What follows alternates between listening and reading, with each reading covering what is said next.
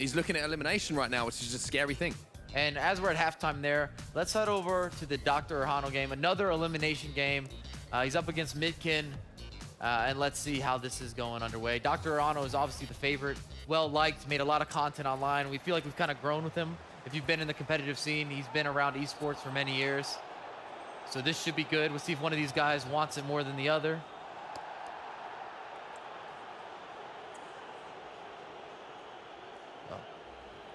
Maybe we're going to that game. We're still at the Chris match, which is good with me. We'll see if Chris can break the deadlock here and start some sort of shift into the second half. The longer this game goes 0-0, you have to think it's against Chris, though. Oh, for sure, but he's got space here with Neymar. Does take the strike, but Haya makes the save. That would have been the perfect start for him there, and maybe it now looks like we're going to flip over to the other game. Lots of action here, of course. Penalty. Oh, and a red card. Steps up. Oh, save from De Gea. Oh, the rebound again. David De Gea is on fire today. Wow. That goal would be so important. He would equalize the score, and he has one player more on the field than IlyaMitkin. And yeah, sadly for FErhano. And on screen, it shows you that Mitkin has 2 red cards. That's not true. It's actually a glitch when you get a red card in a game, especially inside the box. I don't know why, but sometimes it happens. Oh, on the bar. That's not the first time I've seen this. The Marcelo from range in the last few days. He's definitely got a strike on him, and I think more and more players are maybe starting to watch and see that if they get into that position that they might as well let fly. Ronaldo now into Ronaldo, but wow. As I say, Marcelo has hit the target in the back of the net more than once this tournament. Yeah, I love to play with Marcelo as well. He's in my team for sure because he had this power shot traits, and he has so good stats in the shooting. You can score from everywhere a goal with him, and yeah, it's a weapon for me. And I think if you're Mitkin here, you look to not to park the bus, but to go for more of a counter-attacking style. Yeah, surely. This penalty would have been so important for DrErhano. He would have equalized, and then he would have been, the guy you would bet your house on. I'm done. No, I'm done betting houses. I told you, I'm done with that. Okay. We'll bet microphones or something like that. We're switching it up. Or I'll bet you a pair of tennis shoes. Oh, okay. As you see, Marcelo finds Messi. Very controlled play here. Marcelo's looking for some help in the middle. And FErhano's able to regain possession. Surely, he's got more opportunities to come in this match. Not the best time for the flick on. There's always a chance in these games. Even these tight games, there always will be a one chance that you have to take. One position you get into that's dangerous. You have to find the pass. You have to find the finish. It's just a case of, can you do what you do at home when the pressure's on in the tournament setting? And some players can, and that's why they go far in these tournaments. And some players just struggle, and there is the goal. Really nice played, really nice played, and especially the move right before he shots with the left foot. And again, left foot goal from, this time from Cristiano Ronaldo. Really good spot, and yeah, it was hard to defend because FErhano predicted that Cristiano Ronaldo would shoot with his right foot, but yeah, he changed his the situation with that. And that's very unlucky for DrErhano. He could have scored the equalizer with the penalty, or even the rebound of the penalty, but he didn't. And now, oh my God! He did that perfectly. What else could FErhano do there? I mean, that was perfect power, right location. De Gea just would not be beat. I've seen this kind of situation before against De Gea. He's always flying through the box like a cat, saving these kind of shots. Maybe FErhano could have made a pass into the middle, but I think in this kind of situation, everybody would have taken the shot.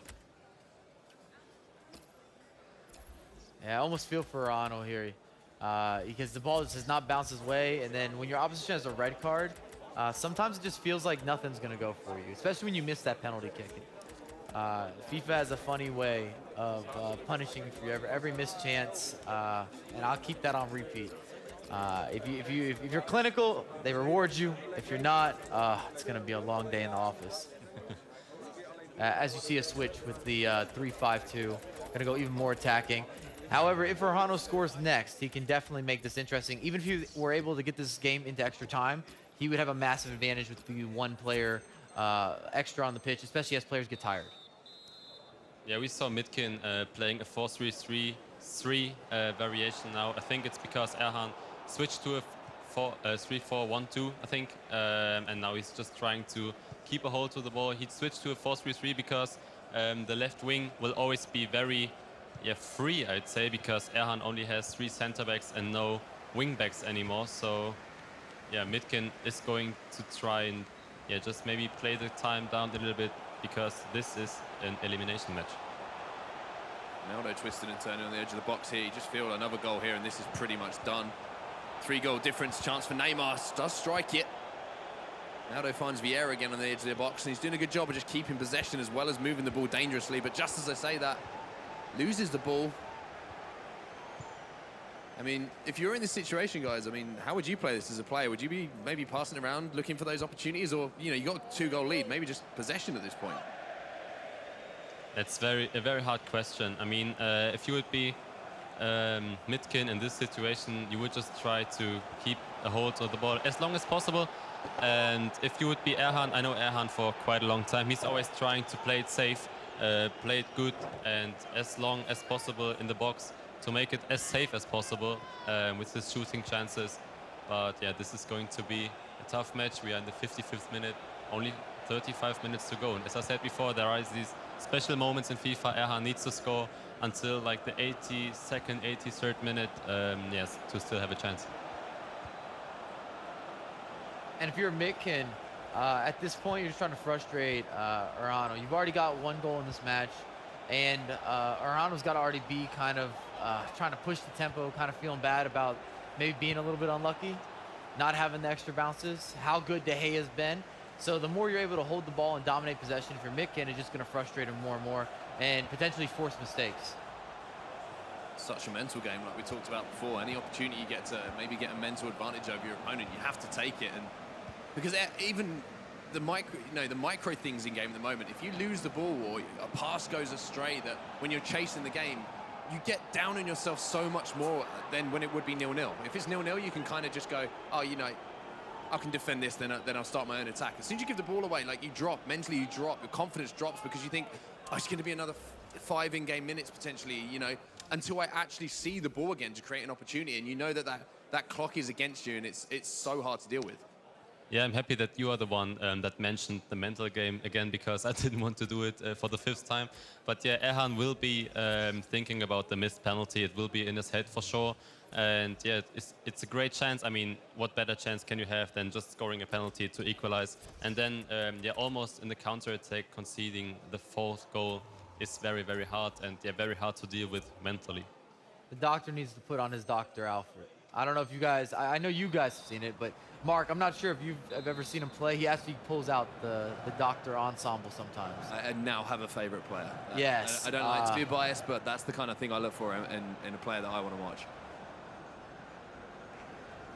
He just like needs full one. shebang as well, like stethoscope, like everything, or I haven't seen a stethoscope, but it's definitely the full the Doctor get up. I enjoy it. I'm a fan. I'm a fan. Every time when he puts it on, he wins. Yeah, that's also true. Yeah. When he puts it on, he also wins. So that's what I'm saying. It's time. Drop a pause. Go to the bathroom. Make a change. Do what you got to do. Got to change something right now. He's still got time, but I do agree with Timo. I don't think switching into the 3-4-1-2 was a good tactical adjustment because he's just not able to get the ball off Mitkin.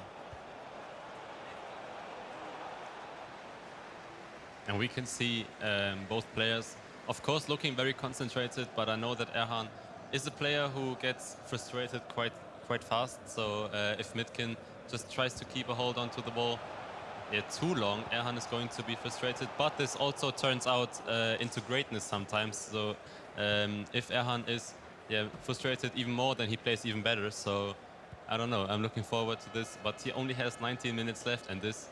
It sounds like you described the Incredible Hulk. Yeah. As he gets more angry, he gets more powerful. Incredible doctor. But to be fair, Mitkin plays it really, really good at the moment. He holds perfect the ball. It's nearly impossible for FErhano to get the ball.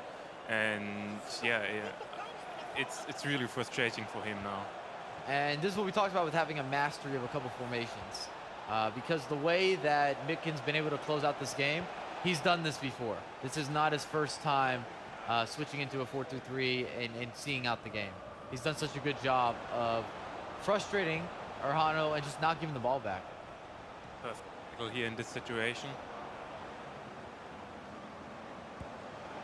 It's going to be heartbreaking here if he concedes again. It still looks, obviously, when you're playing that formation, there's still going to be room and opportunities if you do get the ball to go up the other end and score yourself, even with 10 men. So, oh, that was risky. Just does not have enough pressure on the wings, and Mitkin's getting safe passes out wide. Is what you're seeing as a consistent pattern, and it's killing ErHano, and that's why I was talking about it's just a tactical mishap. Or you could say good tactics from Mitkin, poor tactics from the Doctor in terms of this matchup. As we see, looks like a rage quit there. So, yeah, the game is over. Congratulations to Mitkin, which gets the first victory today on the survival day, and yeah, well played, especially at the end. And then we see a walk-off from the Doctor. I understand his pain, man. You miss a penalty kick, you got a red card, you can't get the ball off your opposition. if you want a prime example of mental You game, hit the post. then there it is. That's how much it can affect you. You know, emotionally it gets to you, and it can become too much. I mean, Timo said that he's got a temper, that he gets angry, excuse me. Yeah. Well, we've got more FIFA to watch. And our next match.